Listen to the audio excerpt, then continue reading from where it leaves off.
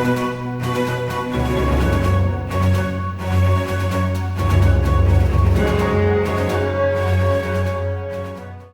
guys, welcome back to another video. I am back with another Spider-Man review for you guys, and today I'm reviewing Spider-Man 2.1, which is basically the extended cut of Spider-Man 2, starring Tobey Maguire, Kirsten Dunst, and Alfred Molina.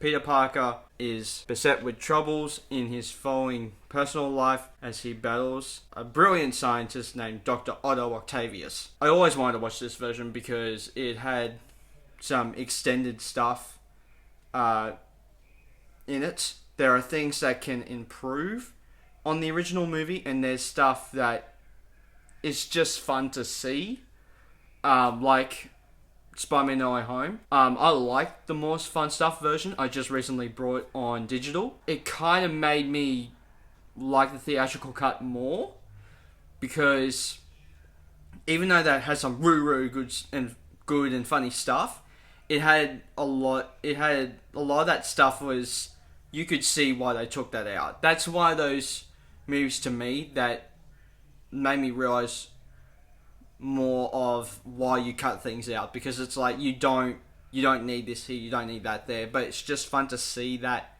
version of like what we would have gone in the theater as opposed to what we got in the theater. But this version, Spider-Man 2's extended cut, was pretty good. I don't know if I prefer this cut over the original Spider-Man 2 cut that came out in theaters, but even the changes they added in here, I actually really like the new scenes added. This is someone who loves like behind the scenes features and deleted scenes on DVDs and Blu-rays.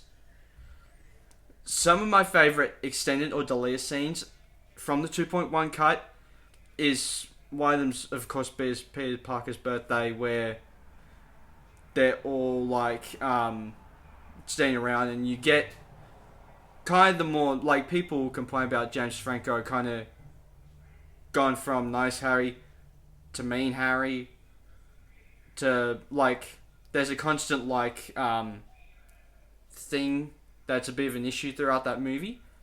But this version explains it, where it's like, he even says to Peter, "Look, I'm sorry, I don't mean to be a downer on your birthday." Peter just goes, "Thank you, Harry."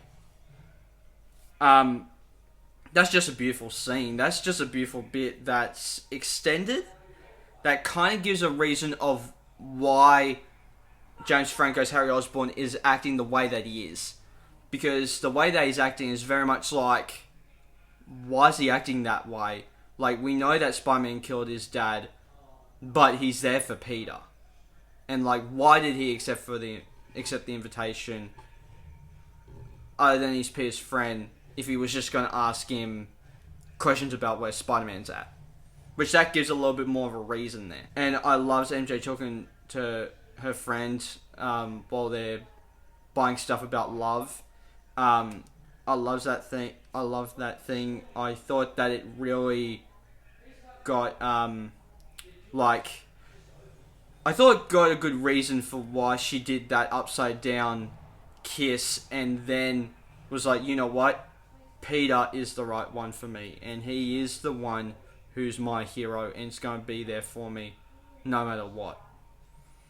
And I could be wrong, but I think there is some extended stuff in the hospital scene, like the bit where, not the bit where Peter's seeing the doctor, but the bit where Ock is having the arms, and the arms are going boy crazy, and it's like a horror movie. I think that, I think there's some little bits in there that are extended, but overall it is the same scene that we got in the theatrical cut, which I thought was really, really cool. I always love that type of stuff, and it's so cool to see Sam Raimi use his visual horror style in these movies, and Multiverse of Madness too. The fight scenes aren't really changed that much, but speaking of fight scenes, that train scene is one of the best Spider-Man fight scenes that we have ever gotten in a Spider-Man movie ever.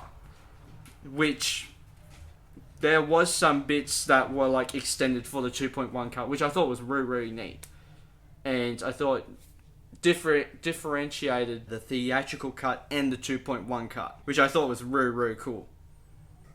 And watching this movie again, especially while watching the 2.1 cut for the first time, gives the scenes between Tobey Maguire Spider-Man and Alfred Molina's Doc Ock. That bit's actually extended where they meet each other, and the bit where it's a little extended where they're talking and stuff.